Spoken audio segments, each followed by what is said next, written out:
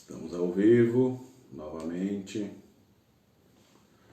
Vamos ver se hoje a gente usa a estratégia do computador aqui do lado para ver se eu consigo acompanhar a live também. Ó, pessoal chegando.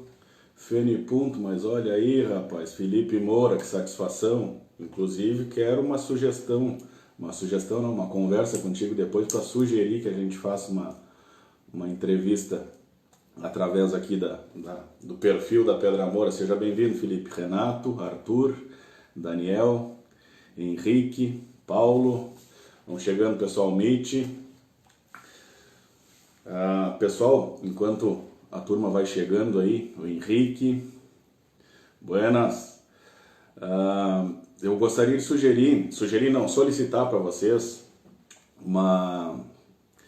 Show de bola, Felipe. Vi que tu concordou aí, depois a gente fala em off. Valeu. Acho que Fene Punto participar com a Pedra Moura aí vai ser um grande ganho para ambos aí. Acho que é uma baita de uma ideia.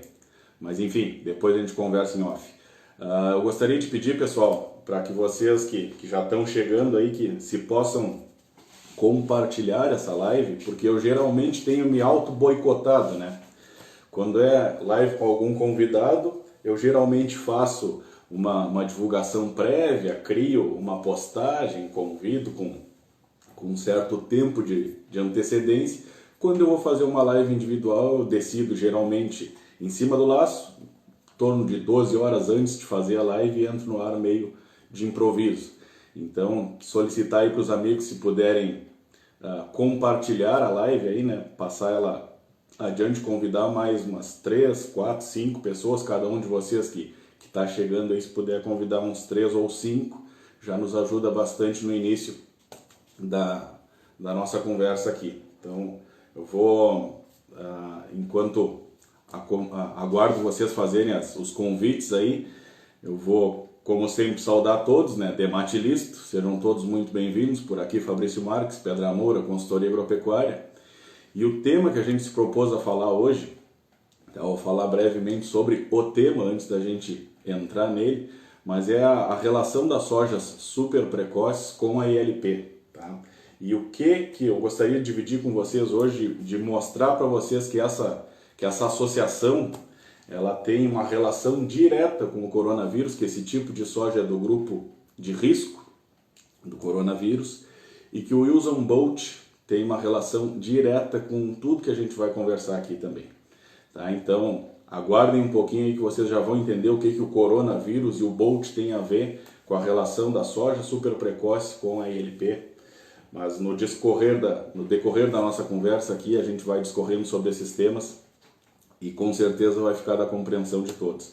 Eu queria, antes da gente dar início propriamente dito, explicar para vocês que a gente criou uma alteração aí para os que já estão acompanhando esse projeto da Pedra Moura Entrevistas, que a gente resolveu, além dos convidados, que a gente já divulgou alguns, inclusive acabei de pealar aí o Felipe Moura, que entrou na live bem no início aí através do perfil da Fene Punto, mas a gente tem o objetivo de trazer, como eu já disse na primeira live, trazer alguns especialistas sobre os temas que a gente aborda dentro da integração lavoura-pecuária, para que a gente possa conversar com uma profundidade um pouco maior. Antônio Arantes, seja bem-vindo, meu amigo.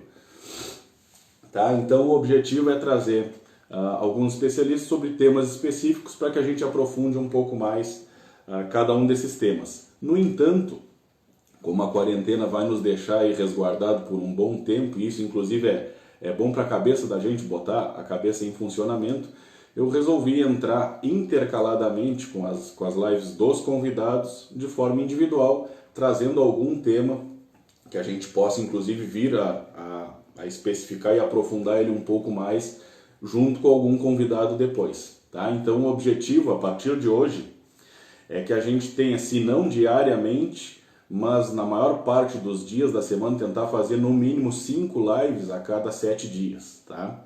E dentro dessas 5 vai ter 2 ou 3 com convidados, 2 ou 3 de forma individual, tá? Então, para explicar para todo mundo, o novo projeto, aliás, a alteração do projeto ficou dessa maneira, tá?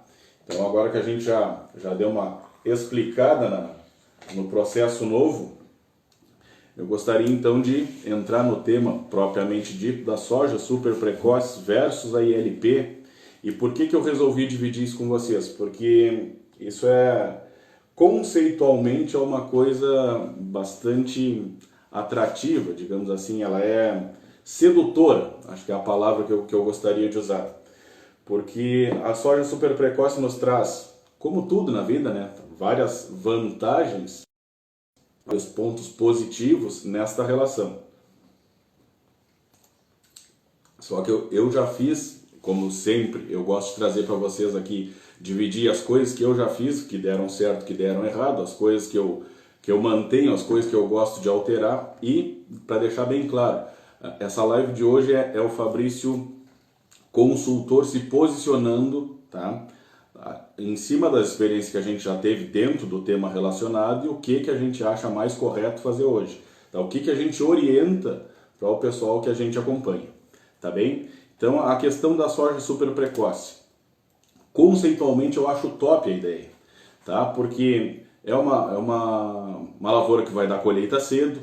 A gente tende a ter um manejo fitossanitário um pouco mais barato, porque o ciclo é um pouco mais curto, né? Então a gente tende a gastar menos nesse tipo de situação. Otimiza o maquinário com escalonamento de colheita, vai dar um corte mais cedo. E nos entrega a possibilidade de estabelecer uma pastagem também do cedo. E esse é o grande argumento quando se usa a relação da soja super precoce com a integração lavoura-pecuária. É a possibilidade daquela lavoura, a primeira lavoura colhida, bem no cedo, para fazer uma pastagem do cedo, para a gente ter o gado na área, ter da boca cedo também.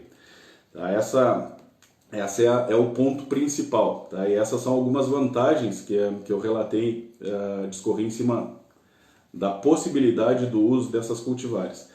Só que aqui eu acho que cabe um alerta bastante grande, pessoal. A gente tem que olhar sempre para os lados positivos e os lados negativos também, a bendita da relação custo-benefício, né? Então eu chamei aqui, eu botei um alerta, eu anotei aqui para mim um alerta que eu chamei de a soja super precoce faz parte do grupo de risco do coronavírus. Por que eu estou me referindo a isso? Porque ela vira idosa muito cedo.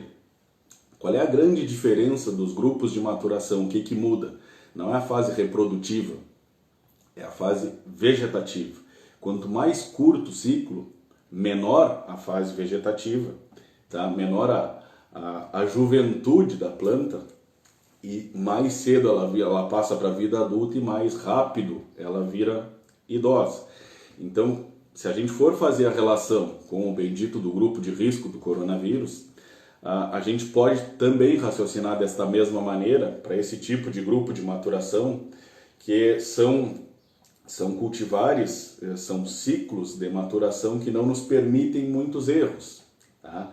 Então ela tem muito pouco tempo para se recuperar se a gente errar no manejo, se a gente pecar em algum ponto ou se tiver alguma adversidade edafoclimática que comprometa tanto o estabelecimento quanto o desenvolvimento e, por consequência, a produtividade desse tipo de material. Tá? Então, como eu já disse, ela tem um ciclo muito curto e o que muda no ciclo é a parte vegetativa, tá? E são extremamente exigentes em fertilidade, tem um teto produtivo bastante alto e é isso que seduz bastante também, né? Porque é a conversa aquela, vamos fazer uma linha de raciocínio quando chega a propaganda e a sugestão para utilizar uma soja super precoce numa área para a gente fazer uma pastagem de inverno depois. O grande argumento é esse, né? Alto teto produtivo, super precocidade, colheita do cedo, pastagem do cedo, enfim, essa é a lógica. Desde que tudo dê certo, né? Teto produtivo de fato todas têm. Só que a grande questão para mim e na nossa realidade, agora puxando a brasa para o nosso assado, da realidade da Zona Sul, principalmente, que é onde a gente mais atua, e principalmente na relação em direção à fronteira sul, Jaguarão, Santa Vitória, parte da região, indo em direção à região da Campanha aqui, Erval, Pedras Altas, essa região por aqui, a gente tem algumas condições no início do ciclo que são comuns e que são cíclicas, todos os anos acontece. Ainda mais num caso desse, se a gente for utilizar uma soja super precoce com o objetivo de colher cedo, obviamente que tem que semear cedo também, porque se o objetivo é esse, fazer uma pastagem bem do cedo, quanto mais cedo a gente colher, em tese melhor. Só que aí a gente entra no ponto da semeadura do cedo dentro da nossa realidade, e depois eu vou dividir dois modelos, duas situações de uso, tá? Em área de soja que não vai arroz, seja coxilha ou seja a área mais dobrada dentro das propriedades de várzea, que onde a gente não molha, que não tem condições de botar a lavoura de arroz, e o foco principal, vou encerrar a argumentação toda da nossa conversa dentro do sistema de produção integrada em terras baixas, que é o nosso foco principal. Tá? Mas dentro da nossa realidade, seja em terra alta, seja em terra baixa, início de semeadura, principalmente em meados de outubro, eu inclusive na nossa região não creio que seja possível, por condições de temperatura e umidade do solo, a gente semear antes da metade de outubro. É um risco muito grande da gente perder stand no estabelecimento ou não garantir stand. Tá? Só que isso é comum de acontecer, seja na várzea, seja nas terras altas, porque as nossas coxilhas aqui também são úmidas. A gente não tem profundidade de solo aqui, é diferente, às vezes tem olho d'água, alguns vertedores nas partes altas das coxilhas. E essa condição de alta umidade durante o estabelecimento e baixa temperatura é brutal para a gente, ainda mais para uma soja extremamente precoce e que a gente não tem muito tempo de recuperação. Tá? Então, para mim, as vantagens são essas, né? Colher cedo, manejo mais barato, manejo fitossanitário mais barato, a tendência é que a gente faça menos aplicações, vai otimizar o uso do maquinário para colher mais cedo, escalonamento de colheita, possibilidade de botar uma pastagem do cedo, beleza. Só que os pontos negativos são esses que eu acabei de falar. Questão do grupo de risco do coronavírus, é uma soja que tem a fase vegetativa muito curta e em seguidinha ela já está no reprodutivo, e a partir do ponto que entrou no reprodutivo, a planta fica muito mais sensível. E daí qualquer problema, a gente tem dois problemas muito comuns na nossa realidade. Início de safra, ponto de semeadura, época de semeadura, com solo úmido e frio, e depois um verão seco e quente. E ainda mais se a gente não tem um sistema de produção já bem definido, com estrutura de solo, cobertura permanente, isso pensando nas terras um pouco mais altas, tanto pior. Tá? Então, o que eu acho que a gente como que a gente tem que raciocinar em relação a esse tema dentro da nossa realidade? A gente tinha que pensar que a soja, para nós, dentro do sistema, ela tem que ser como o Usain Bolt. Tá? O que eu quero dizer com isso? Para quem não se lembra quem é, o Usain Bolt é o homem mais rápido do mundo, né? Aquele corredor que já foi multicampeão olímpico, e ele é considerado o homem mais rápido do mundo, inclusive chamam de Lightning Bolt, né, do relâmpago, raio. Só que ele tem uma peculiaridade, embora ele seja considerado o homem mais rápido do mundo, o cara não tem arranque, ele tem chegada. Ele tem chegada, e é isso que nos importa. Na lavoura, a gente não quer lavoura para bater foto, que tem um arranque bonito, que fecha a entrelinha rápida, e depois na hora de colher, nos deixe na mão. Eu costumo dizer que o que convence o produtor é a balança lá no final, não é a aparência da lavoura e nem a argumentação do consultor, do vendedor, do pesquisador, seja de quem for. Tá? Então, a grande questão que eu quero comparar com o Usain Bolt é que o cara ele não corre 50 metros rasos, porque ele não tem arranque, ele tem chegada. Então, se a gente raciocinar dessa maneira, a gente precisa desse tipo de coisa na realidade da nossa metade sul, da zona sul especificamente, principalmente se for em área de várzea, a gente tem que ter estabilidade produtiva muito mais do que teto produtivo. Tá? Pensando na nossa realidade das terras baixas, não basta a gente plantar soja na várzea, a gente tem que colher soja na várzea. Esse é o nosso objetivo principal.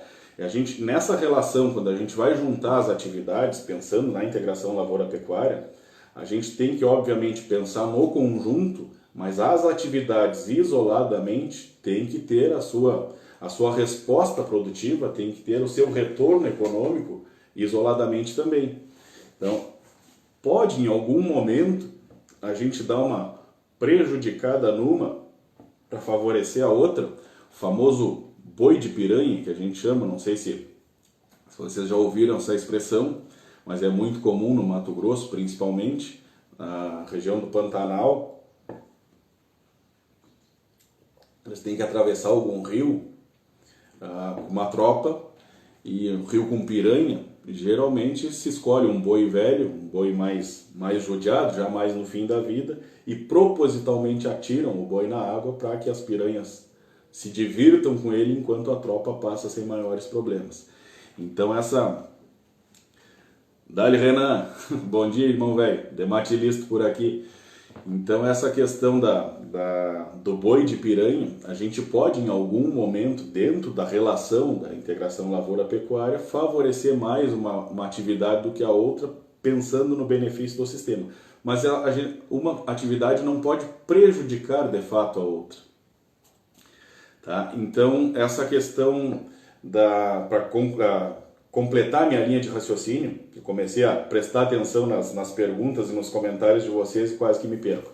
Então, fazendo essa relação do Usain Bolt aí, que a gente tem que ter chegada e não arranque, tem um trabalho do professor Forcellini, tá, da UPF, que eu vou postar assim que a gente terminar a live, eu vou postar no nosso perfil um trabalho do Forcellini, onde ele fez uma avaliação dos grupos de maturação, tá? A relação do volume de raiz da soja em relação ao grupo de maturação. Tá? E isso, quanto menor o grupo de maturação, pessoal, menor o volume de raiz por centímetro cúbico. Tá? Então, o que isso quer nos dizer? O que isso já nos explica de saída? Se a gente tem problemas na nossa região, obviamente que isso vai ter relação também com a questão física e química do solo, se está corrigido ou não, se tem alumínio, se o pH está baixo, se tem camada compactada. Obviamente que isso engloba uma gama de fatores, mas vamos partir do princípio que a gente não tem problema, a gente não tem nada impedindo o desenvolvimento radicular. Vamos focar no grupo de maturação relacionado ao desenvolvimento das raízes, porque foi esse o trabalho que Forcellini fez. Tá? Então, quanto menor o grupo de maturação, menor o volume de raiz por centímetro cúbico. A gente, dentro da nossa realidade, tem um estresse por excesso hídrico no início, falta de temperatura e umidade mais alta no início do ciclo. Desculpe. E, por consequência, depois, em janeiro, fevereiro, principalmente meio de dezembro para frente, dezembro, janeiro, até um pedaço de fevereiro, normalmente é o que acontece, esse ano está um ponto fora da curva, a gente tem um período mais seco. Se nós tivermos uma soja bem estabelecida, com um bom volume radicular, seja para o excesso, seja para o déficit, a gente já tem um outro comportamento, uma outra garantia de estabilidade produtiva. Aí é esse ponto que eu quero desenvolver, essa linha de raciocínio que eu gostaria de fazer com vocês, para que a gente pegue as duas situações que eu separei aqui, para raciocinar em cima e ver o que é melhor nós termos, se é novamente focar a estratégia da ILP na pastagem de inverno, tão somente, e de novo, pegando o início da live, o objetivo de se entrar com uma soja super precoce é para ter uma colheita bem do cedo, para fazer uma pastagem do cedo. O objetivo principal é esse. Gabriel Souza Fernandes entrando aí. Eu queria fazer um relato, agora que eu vi o Gabriel chegando aí, por que eu resolvi fazer esse tema, falar sobre esse tema? Porque, como eu já disse, pessoal, eu já errei bastante em várias coisas que a gente já tentou fazer. E o meu objetivo é dividir com vocês erros e acertos, e principalmente os erros, para evitar que cometam os mesmos erros que a gente cometeu. Tá? Então eu já tive, no Gabriel Fernandes, inclusive, que acabou de aparecer aí, uma soja super precoce, isso em área irrigada lá no Gabriel, e ainda assim o nosso resultado não foi dos melhores.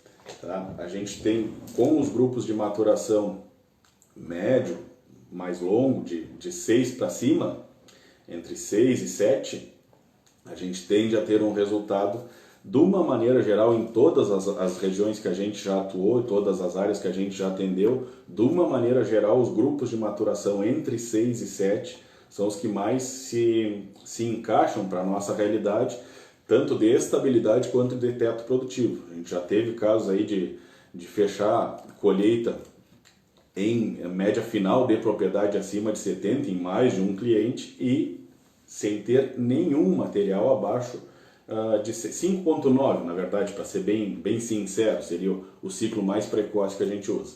Tá, mas eu separei aqui, eu vi que teve uma pergunta aí, pessoal, que passou antes, que era quais as cultivares que têm mais chegada, na minha opinião, hoje. Só que o objetivo é trabalhar muito mais com a linha de raciocínio, com o conceito, para a gente entender o conceito e cada um adequar para dentro da sua realidade, do que propriamente a gente falar de A, B ou C. Tá? Isso, eu não gosto muito de falar de cultivar ou de produto especificamente, antes da gente entender o conceito das coisas, porque a pior coisa que tem é nós pegarmos a melhor cultivar num posicionamento errado. Então, não existe cultivar certo ou errado, tem posicionamento certo ou errado de acordo com cada realidade que a gente vai enfrentar. Então, pode ser a melhor cultivar para determinada situação, e se a gente posicionar ela mal, ela não vai andar bem. Por exemplo, se nós pegarmos algumas cultivares, pensando na nossa região de várzea, tem mais tolerância ao excesso hídrico do que outras. Tá? Se a gente for colocar, vamos falar de uma cultivar específica aqui então, 5958, Domar 5958, que é um material que a gente trabalha bastante. Vai bem na várzea, a gente já teve ótimos resultados com ela, só que depende muito da várzea. Tá? Se a gente tem dentro da propriedade as áreas que são melhores drenadas e as áreas de médio risco e as áreas de pior facilidade ou de maior dificuldade de drenagem, ela inevitavelmente tem que ficar na área mais bem drenada. Então, uma estratégia que a gente usa é trabalhar com pelo menos 3 grupos de maturação para escalonar a colheita e para diluir risco. Tá? E dentro dessa linha de raciocínio, esse material que eu acabei de falar, da 5958, a gente procura ter, como ela é a mais precoce das que a gente trabalha, a gente procura ter no máximo uns 30% da área com ela, para dar uma escalonada na colheita, para ter um início de colheita de soja um pouco mais cedo, mas sem arriscar muito. O nosso trabalho é muito mais com grupos médios a mais longos. Vamos chamar de, no nosso caso, para a gente, como que a gente trabalha em relação a isso. Grupo de maturação em torno de 5, a gente considera super precoce, em torno de 6 precoce, entre 6 e 6,5 um grupo médio, e acima de 6,5, 6,6, 6,7, 7,0, a gente considera um grupo mais de ciclo mais longo, tá? Dentro da linha de raciocínio que a gente monta o escalonamento das colheitas e da semeadura dos clientes que a gente atende. Tá? Então, dentro da nossa realidade, esse material específico, a 5958, é um baita de um material, só que, o que eu disse antes, que não existe material bom ou ruim, existe posicionamento bom ou ruim. Tá? A Tec Irga é um material que foi desenvolvido aí pelo Irga para ser utilizado em terras baixas, tem uma tolerância absurda ao excesso hídrico, e pela lógica, ela deve ser posicionada, inclusive a gente às vezes judia desse material colocando ela nas situações mais difíceis, a gente coloca ela nas carnes de pescoço, né? Justamente por a principal característica dela ser a alta tolerância ao excesso hídrico. Se a gente inverter, pessoal, colocar, pensando nesses dois materiais que eu acabei de citar, 5958 e Tec Irga, se a gente inverter o posicionamento delas, As duas são ótimas dentro das propostas que elas nos entregam, só que se a gente inverter, a Tec-IRGA vai se beneficiar um pouco mais e a 5958 vai comprometer bastante o seu desempenho. Então, muito mais do que falar de cultivares, eu dei alguns exemplos aqui de alguns materiais que a gente usa só para ficar mais clara, mas eu prefiro continuar desenvolvendo a nossa linha de raciocínio aqui com conceitos, que a gente defina os conceitos, o que é melhor, o que é pior, o que é mais fácil, o que é menos, o que é mais difícil, para que a gente tenha capacidade de tomar uma decisão mais assertiva dentro da realidade que a gente se encontra. Tá? Mas voltando ao foco das super precoces, tá? Que como vocês viram não estou usando mais.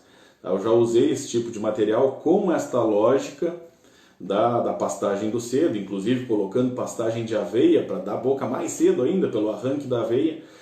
Só que isso a gente não tive sucesso nem na lavoura, nem na soja. E foram por 3 safras consecutivas que a gente adotou essa estratégia até nos darmos conta que tinha que alterar a estratégia e tirar um pouco o pé porque não estava dando certo. Tanto na lavoura de soja não era a lavoura que mais colhia e às vezes era a que menos colhia, porque comprometia bastante o stand inicial, pelo que eu falei mais cedo, e eu já vou exemplificar isso um pouco melhor. E a pastagem, nós entrando com a aveia preta, desculpe, que foi a estratégia que a gente usou inicialmente em cima dessas áreas, para voltar com soja depois, a aveia encerrava o ciclo antes de chegar no momento da gente dessecar a área para fazer a semeadura da safra seguinte. Então acabava que o papel fora o fato de ser a cobertura de inverno da forrageira servir de forragem para o gado, de boia para o inverno, a gente tem que lembrar também que ela tem que fazer o papel de cobertura de inverno para a questão de manejo de plantas daninhas. E acontecia que esse manejo específico, nós fazendo uma colheita cedo, botando uma aveia cedo, ela encerrava o ciclo dela, por mais que o pastejo fosse ajustado, ela acabava senescendo, encerrando o ciclo dela antes da gente dessecar, antes de chegar o momento da dessecação para a lavoura da safra seguinte, e acabava que a gente ficava sem palha, sem cobertura. O pior de tudo, ela começava a encerrar o ciclo antes da dessecação, como eu disse, e por consequência acabava abrindo espaço e a área começava a sujar antes mesmo da gente dessecar, e depois da dessecação, ela sujar antes até não era grandes problemas, porque a gente ia dessecar, mas depois da dessecação o volume de palha que ficava sobre a área não nos garantia a lavoura limpa até a semeadura e, por consequência, em seguida do plantio, em seguida da emergência da lavoura, já tinha que se entrar fazendo algum manejo de herbicida. Tá? Mas eu separei para vocês aqui, para a gente conversar, montar uma linha de raciocínio com 2 situações, que é o que a gente tem na maior parte dos casos dentro da nossa realidade, que seria a situação 1, essa que eu estou me referindo mais no início da live, que é da questão das áreas mais altas, onde não tem rotação com arroz, e em tese, onde mais se encaixaria esse manejo da soja super precoce, pela função toda aí da gente não colidir colheita, por exemplo, com arroz, né? Não precisar colher o arroz primeiro e tudo mais. As áreas são mais altas, é menos risco de excesso hídrico. Tá? E a outra situação é a nossa realidade de terras baixas, que é o foco principal do nosso trabalho, mas eu não posso deixar de fazer alguns comentários em relação a esta outra realidade, porque ela existe até mesmo dentro das propriedades. Eu já atendi propriedades que a gente tinha na Fazenda São José, por exemplo, meu amigo Rodrigo Fetter. O Rodrigo, nós tínhamos a área de várzea, tinha soja em rotação com arroz, mas a maior parte da soja era em terras altas, em terras dobradas, digamos assim. Não dá para chamar de terras altas, porque terras altas é questão de altitude, né? Mas as terras dobradas dentro da mesma propriedade. E nesse tipo de situação serve a linha de raciocínio que a gente vai fazer para separar os conceitos, tá? Mas então, vamos fazer um resumo de tudo que a gente falou até agora para entrar no passo a passo de cada um dos temas cada uma das situações que eu apontei para dividir com vocês aqui. Só dar uma olhadinha no tempo, tá? Estamos tranquilos aí, passou meia hora. Então, de novo, a estratégia da soja super precoce é para que a gente garanta uma colheita do cedo para garantir uma pastagem do cedo. Tá? Esse é o objetivo principal. Tá? E a principal vantagem, tá, é essa, né? Escalonamento de colheita, gastar menos, colher cedo, pastagem cedo. Os contras são a questão do grupo de risco lá do corona, dela ter uma fase vegetativa muito curta e entrar no reprodutivo, ou seja, ficar suscetível, ficar sensível mais cedo, e a gente precisa da questão muito mais de chegada do que de arranque, tá? Foi isso que a gente falou até agora. Então eu separei aqui duas situações: soja sobre soja em terras dobradas ou terras altas ou área que não vai arroz. O que a gente tem nesse tipo de situação? Embora se encaixe bem, tá? Se a gente for raciocinar essa parte aí de colher mais cedo, inclusive foi aí que eu entrei. Tá? As estratégias que eu usei com essa soja super precoce foram nesse tipo de realidade. Tinha áreas em Jaguarão, por exemplo, que eu atendia que era só área dobrada, não tinha nada de VAR. Desculpe, não tinha nada de VARs, era só área de coxilha.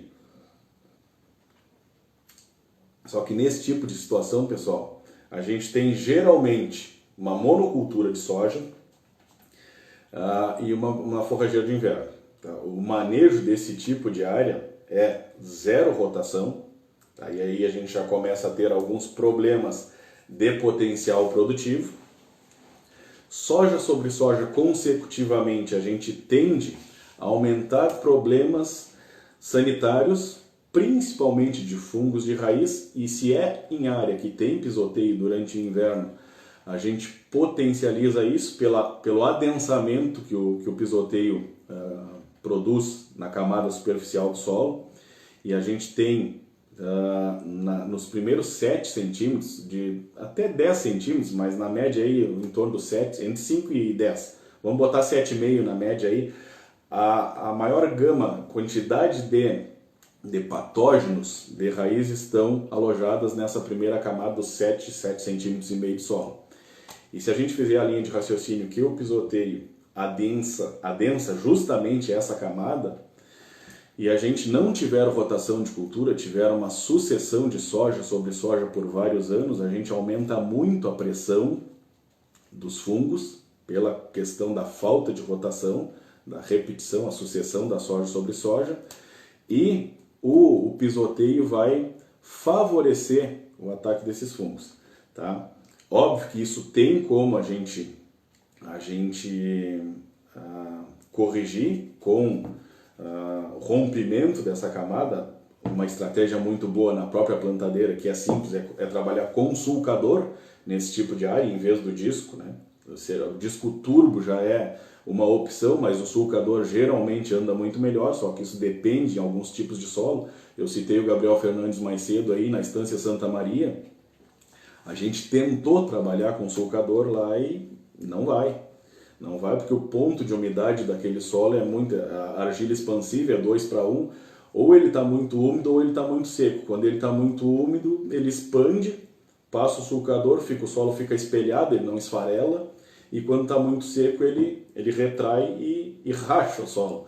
Então o ponto de trabalho é muito difícil naquele tipo de solo ali, mas de uma maneira geral tende a andar muito melhor o sulcador nesse tipo de área, tá? Mas voltando à linha de raciocínio dos fungos, então esse manejo de soja sobre soja, a gente trabalha sem rotação de culturas, potencializando a questão dos fungos de raiz. Se tiver pisoteio, o adensamento do solo vai favorecer o ataque dos fungos, e também os restos culturais das manchas, as DFCs, são também hospedeiros e multiplicadores desses fungos, desses patógenos dentro da área.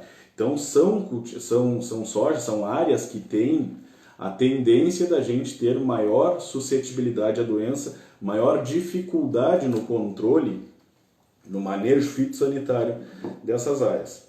Tá? Eu já faço um fechamento de tudo isso, deixa só eu seguir desenvolvendo a linha de raciocínio aqui das outras coisas que eu anotei. A gente passa inevitavelmente na nossa metade sul, na nossa zona sul, por 2 pontos que eu citei mais cedo, que é a questão do estresse hídrico. Geralmente no início da safra, na época de semeadura por excesso e depois no verão por déficit.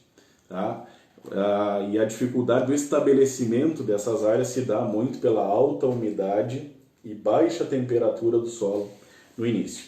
Então, juntando todas essas informações, por que eu acho que a gente tem que raciocinar no nosso manejo de soja a escolha das cultivares muito mais como Wilson Bolt do que grupo de risco do corona? Por todos esses fatores que eu acabei de falar para vocês. A gente tem uma dificuldade muito grande de estabelecimento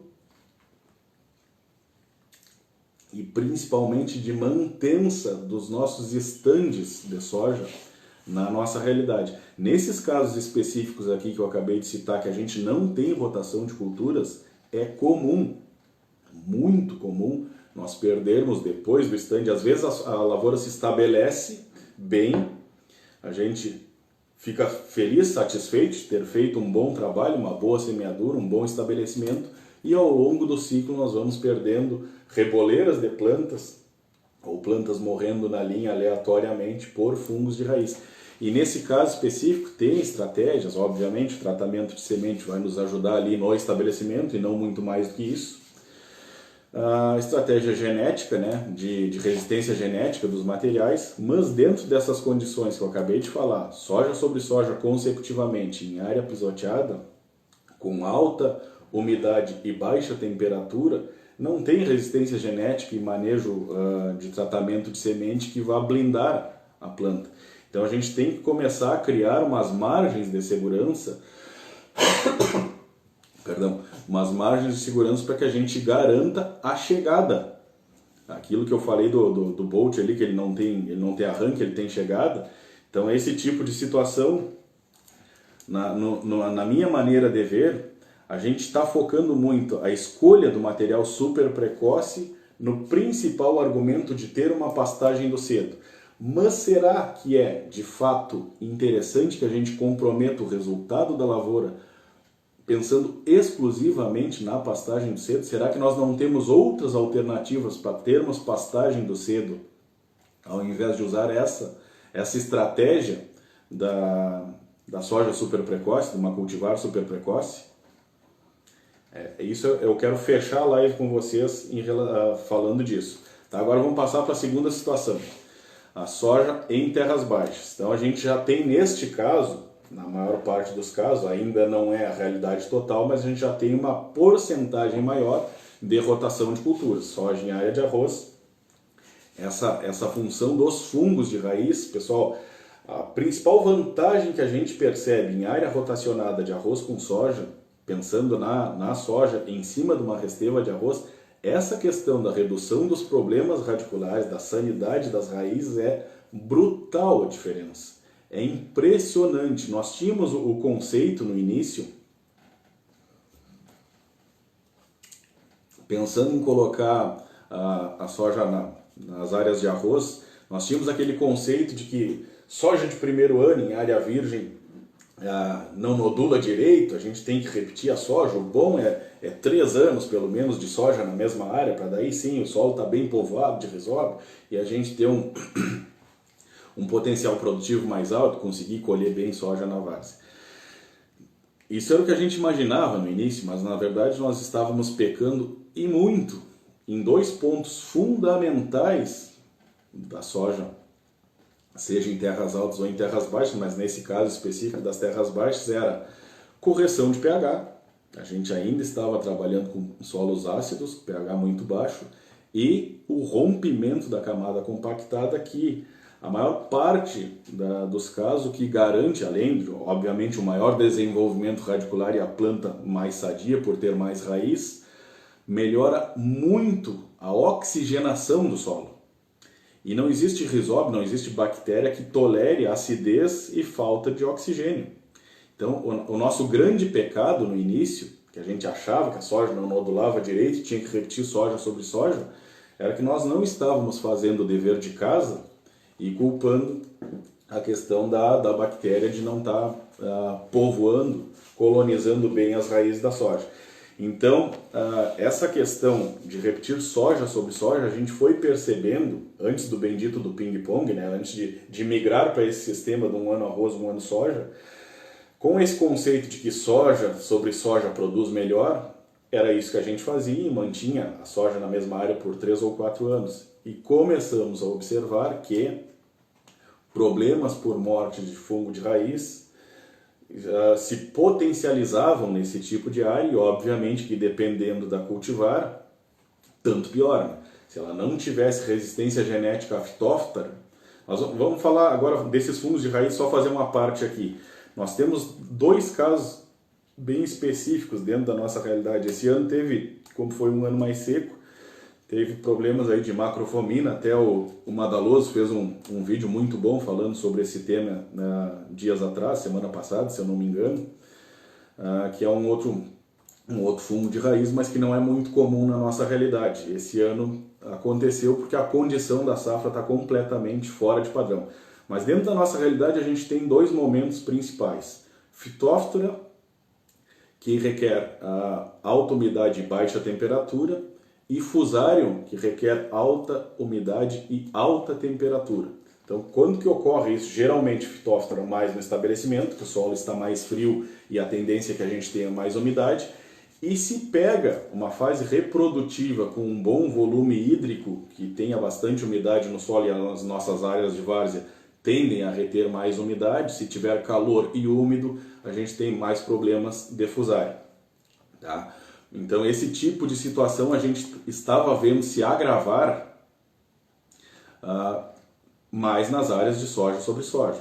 A partir deste momento que a gente começou a optar por fazer o famoso ping-pong, e quando alternamos o manejo, quando se mudou, colocar soja sobre uma área que foi arroz, ou pensando no exemplo que eu dei antes aqui, uma resteva de milho, de sorgo, ou um pasto de verão, que é onde eu quero fechar o assunto com vocês, mudou drasticamente, mas uma redução drástica dos problemas de fungos de raiz. Então, dentro desta realidade das terras baixas, ou de área que tem rotação, esse problema dos fungos de raiz, do estabelecimento e da manutenção, da mantença do estande, da nossa lavoura de soja, dentro dessa realidade de rotação de cultura fica muito favorecido, muito mesmo, é impressionante.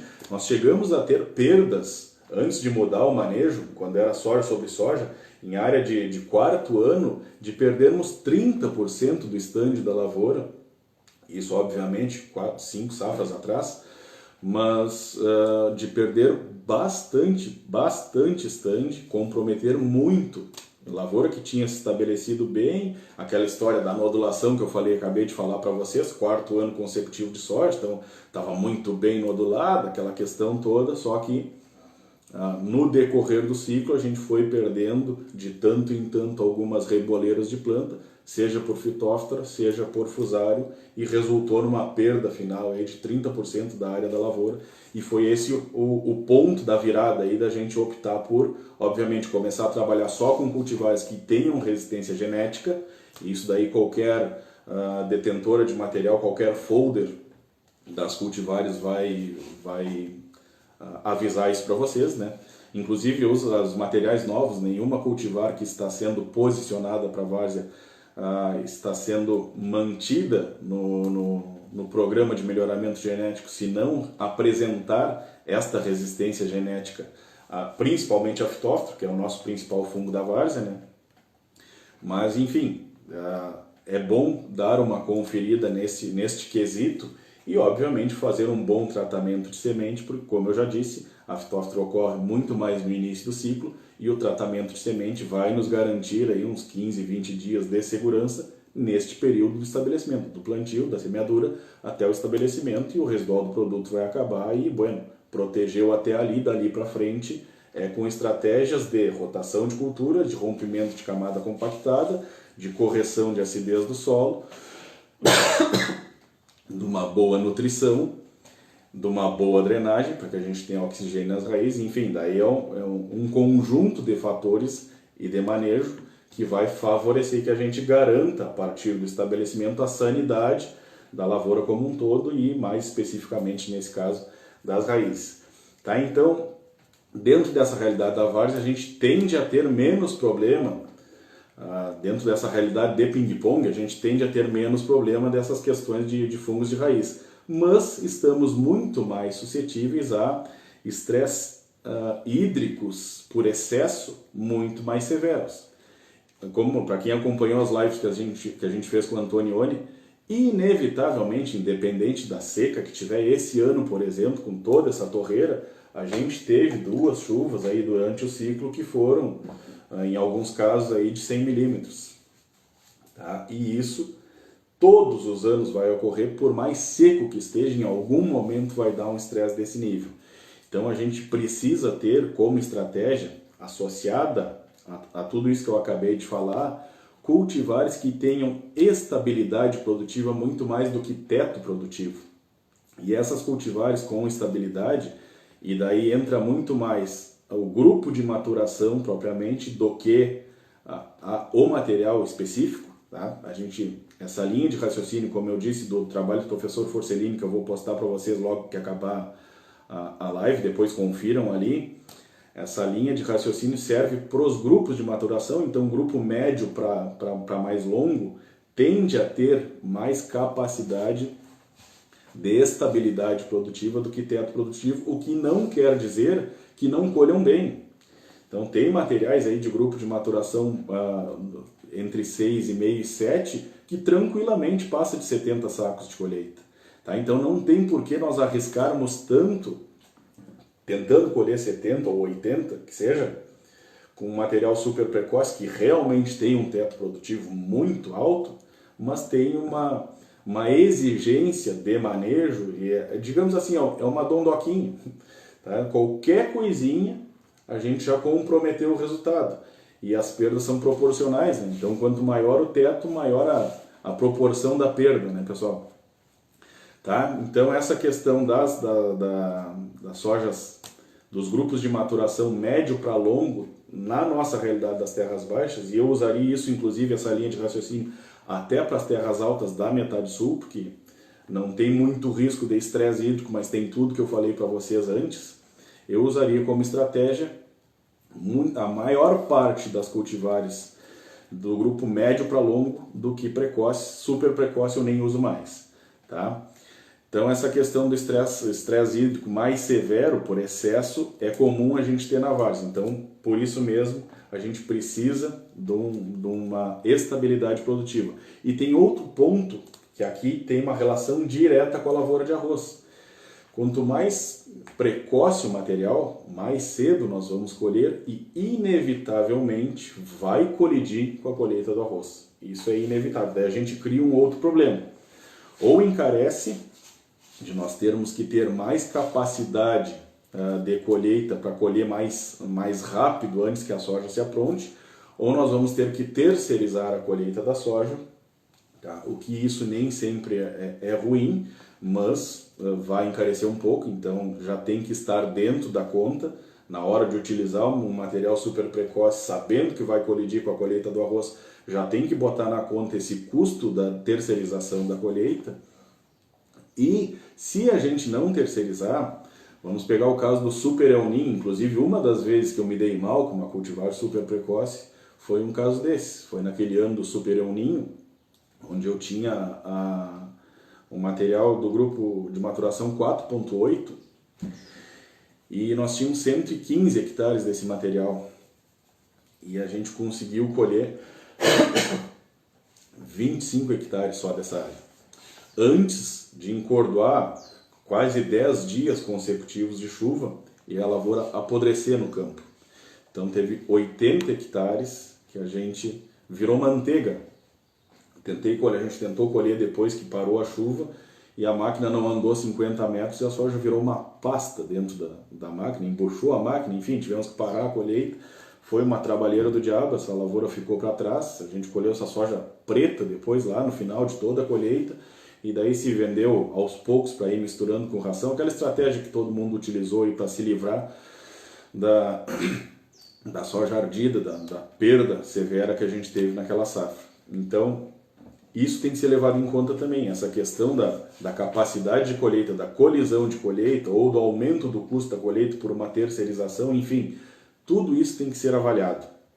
Tá? Então, não basta simplesmente a gente pensar, pegar, eu vou trabalhar com material super precoce porque daí eu vou fazer uma colheita cedo, vou ter uma pastagem bem do cedo e esquecer todos esses outros fatores que a gente elencou até agora. Tá? Eu vi que a gente tem só mais 10 minutos, então agora eu vou tentar fazer um fechamento aqui, já que o foco do uso de uma estratégia, de uma cultivar super precoce, é pensando numa pastagem do cedo. Vou desenvolver com vocês aqui uns raciocínios de algumas opções que a gente tem, que não requerem uma cultivar de soja super precoce, que a gente não precisa correr tanto risco, quanto eu acabei de relatar para vocês aqui, e ainda assim temos a opção de ter uma pastagem do cedo. Pensando em área de arroz, a primeira delas é um preparo de verão. Tá? Falando em pastagem do cedo, nesse caso da super precoce, se a gente conseguir, digamos que a gente use, tá? Só para a gente alinhar o raciocínio agora, digamos que a gente use uma super precoce e colha cedo, por mais cedo que seja, essa colheita vai ser em março, na primeira quinzena de março, e a pastagem inevitavelmente vai dar boca em abril. Tá? Então, antes de abril, muito raramente vai se ter pastejo numa área dessas, mesmo utilizando uma cultivar super precoce. Nos casos de área de rotação com arroz, a gente tem a possibilidade dos preparos de verão. Tá?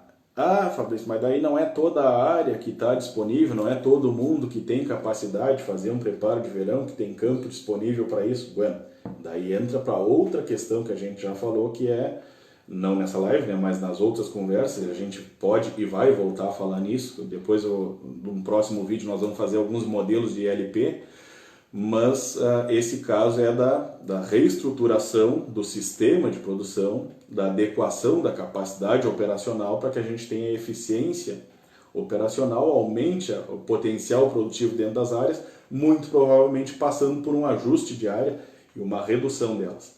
Tá? Então, é muito melhor nós termos, ao invés de 500 hectares de lavoura meia boca, nós termos 350 hectares de lavoura top, que isso inclusive vai dar menos desembolso, menos energia, menos desgaste de trabalho, de maquinário, de funcionários, enfim, eu não posso perder o foco aqui.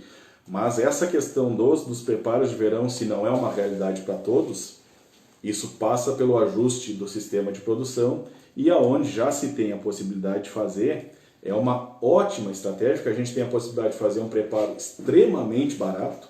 Se a gente for fazer terra entre janeiro e fevereiro, há a possibilidade da gente nem fazer nada, tá? Dependendo da condição que tiver, só dessecar a área em Itaipá é possível, plenamente possível, ou tão somente dessecar e passar uma plane e refazer as taipas. Isso também é muito possível.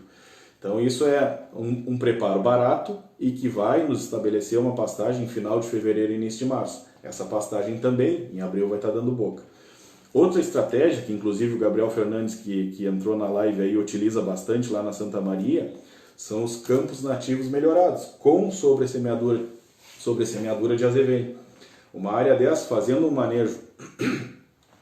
manejo de roçadas ou de dessecação, em também meados de fevereiro, do meio para o fim de fevereiro, e já tendo um banco de semente ou fazendo uma sobressemeadura de azevém, se tiver banco de semente, melhor ainda. Se já tiver perenizado esse azevém no campo nativo melhorado, ele vai, com esse manejo da roçada ou da dessecação em final de fevereiro, vai estimular com que a pastagem venha cedo, e às vezes acontece, dependendo da condição da safra, de umidade e temperatura, de dar pastejo ainda em março, finalzinho de março ou muito no início de abril. Tá? E a última situação, que daí aqui se presta bastante como uma sugestão, inclusive, de rotação de culturas para aquelas áreas que eu falei lá no meio do vídeo, daquela situação de soja sobre soja, onde a gente não tem a possibilidade de fazer a inclusão do arroz, que seria as pastagens perenes, e obviamente que daí, se for colocar uma pastagem perene, tem que ser uma área que vai ficar disponível para a pecuária por pelo menos uns 4 anos, uns 4, 5 anos, para que ela se justifique, mas depois a soja pode vir para cima dessa área, ou pensando anualmente num pasto de verão, como também citando o Gabriel Fernandes, que inclusive vai ser um dos nossos convidados, e nós vamos poder falar com mais detalhes sobre o sistema de produção da Estância Santa Maria, mas é uma coisa que a gente, quando ainda trabalhava junto, começou a pensar lá, né, Gabriel? E o Gabriel está executando hoje, que é colocar capim-sudão no lugar de algumas áreas de soja, em vez de ter 100% soja durante o verão, algumas áreas com capim-sudão, e no ano seguinte a soja vai para cima dessa área que estava com o pasto de verão. Esse tipo de situação do capim-sudão e das perenes vai nos garantir esse intervalo da demanda por boia que a gente precisa até as pastagens de inverno estarem, onde normalmente se tem uma maior oferta, é de maio para diante, né? Daí essas cultivares de soja mais de ciclo médio, não tão precoce, podendo ser precoce, mas não super precoce, elas vão nos dar condições de pastejo geralmente em maio. E se nós tivermos uma perene, ou um pasto de verão, ou um campo nativo melhorado, ou tudo, essa correria pela pastagem de inverno diminui, esse desespero pela pastagem de inverno diminui drasticamente, e a gente não precisa arriscar o resultado da lavoura pensando exclusivamente numa área de pastagem do cedo. Então a gente tem que raciocinar, é muito complexo um sistema de produção integrada, e a gente tem que cuidar nas tomadas de decisão quando a gente foca num único ponto e toma uma decisão, usa uma alternativa exclusivamente pensando naquele fator específico e acaba comprometendo, como eu disse, pessoal, as atividades elas têm que beneficiar o sistema, elas têm que atuar em conjunto, mas o resultado individual delas não pode ficar comprometido. E se a gente for pensar na relação do que se investe numa lavoura, tá, de soja ou de arroz mais ainda em relação ao que se investe na pecuária, no manejo da pecuária, o risco da lavoura é muito maior, mas o investimento também é muito maior, e quando dá um bom resultado, o retorno tende a ser também muito maior. Então, como o risco é muito maior, não convém nós apostarmos em estratégias perigosas, tá bem? Nos falta ali 3 minutos para acabar a live. Eu queria agradecer a participação de todos, foi meio corrido, eu acabei anotando muito mais coisa do que eu achei que esse tempo de 1 hora ia ser suficiente, mas eu tive que dar uma atropelada no final, mas a gente pode e vai continuar essas conversas, como eu já disse, durante o resto da semana, individualmente ou com convidados. Então já deixando claro aí que o Gabriel Fernandes pode nos ajudar a aprofundar muito mais esse final da live aqui, quando a gente for relatar o case da Estância Santa Maria, tá? E eu quero de novo convidar vocês que, quem ainda não faz parte do nosso grupo do Telegram, a gente geralmente complementa ou bota algumas informações extras ali para quem faz parte do grupo, até para valorizar quem está nos acompanhando diariamente. Então no link, tem um link no nosso perfil do Instagram aí que direciona vocês diretamente para esse grupo do Telegram. Quem ainda não tem o aplicativo, baixa o aplicativo para o celular, obviamente, antes de tentar fazer parte do grupo, mas aquele link que está ali é só clicar que ele direciona vocês diretamente para o grupo, e lá a gente continua complementando as conversas e dando um pouco mais de informações sobre todos os diversos temas, né? Então, agradeço mais uma vez a presença de todos. Vou deixar a postagem agora, imediatamente após concluir a live, sobre o que eu falei do trabalho do professor Forcelini, da UPF. Confiram lá o grupo de maturação relacionado ao volume do sistema radicular da soja, para a gente montar as estratégias de materiais mais seguros para a nossa realidade de terras baixas, para a nossa realidade de sistema de produção integrada. Tá bem, pessoal? Um forte abraço a todos, espero ter colaborado mais uma vez, dividindo um pouco das nossas experiências com vocês. E um último pedido, a gente tem 30 segundos. Quem quiser deixar alguma pergunta, eu vou botar agora uma caixa de texto ali nos stories, e quem quiser fazer alguma pergunta sobre este tema ou sobre a live de amanhã, lembrando que amanhã nós temos a participação do professor Felipe Celal, da FAEM, que vai estar conversando com a gente sobre coberturas de inverno. Então, se quiserem participar lá, nos deixe a sua pergunta que amanhã a gente atende. Forte abraço a todos.